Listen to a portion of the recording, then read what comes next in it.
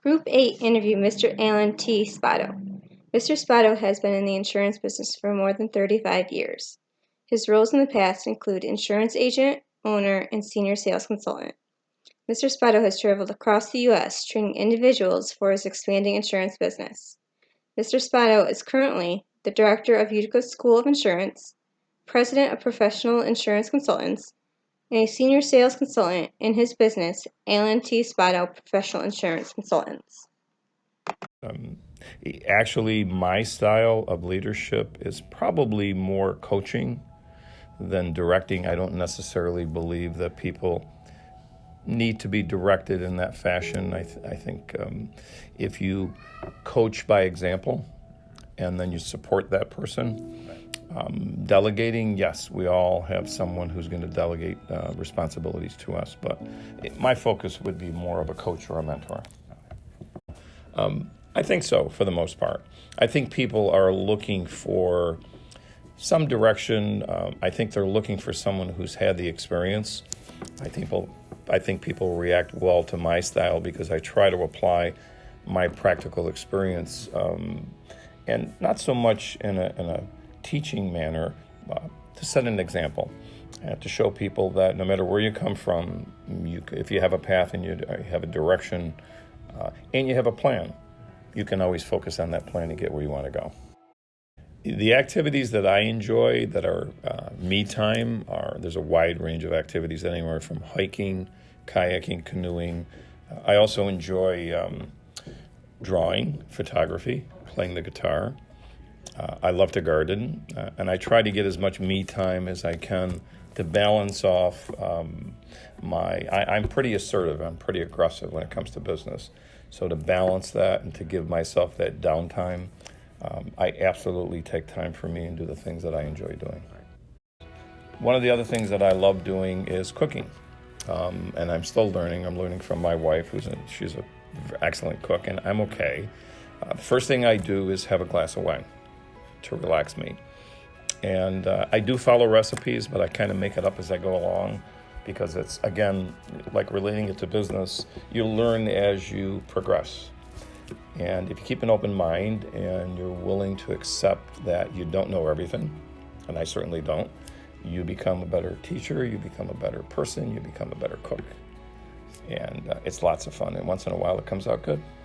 Yes, boundaries. We all clearly have boundaries. The important thing for me, anyway, is to learn my own limitations and my own boundaries. I do set boundaries in my life. First and foremost in my life is my wife and my children and my grandchildren and our friends and our life together. And work, obviously, is Laura's work, my work is important to us. But if you don't set boundaries, what will happen to you, in my opinion, is that your work life will encroach on your personal time. Your personal time, in my opinion, should be first and foremost. And then work should come later. And of course you have to focus to be successful. But finding and learning those boundaries within yourself and learning your own limitations is the key, at least it was for me. And it's interesting thinking about discipline with respect to balance and the balance between your work and your life. And there's no question there have been times where work, as an example, when I was running a business and I had 150 plus people working for me, my focus, of course, was being successful. But I recognize, and successful in business, of course, but I recognize that I still had a wife, had a family, had enormous responsibilities to them. And you almost can, if you're lucky, you'll catch yourself leaning a little bit too much to one side or the other. The key is to be able to catch yourself and be willing to admit that, maybe this is not a good thing. Maybe I should change direction and balance my life. So you have to create boundaries and limitations. The most important thing to do is for friends and families is to say stop. Today you need to focus on work, and on the flip side of that, you also need to be able to tell the people that you work with that stop, I need a little time for me, my family, and children and grandchildren. Stress. Do we experience stress?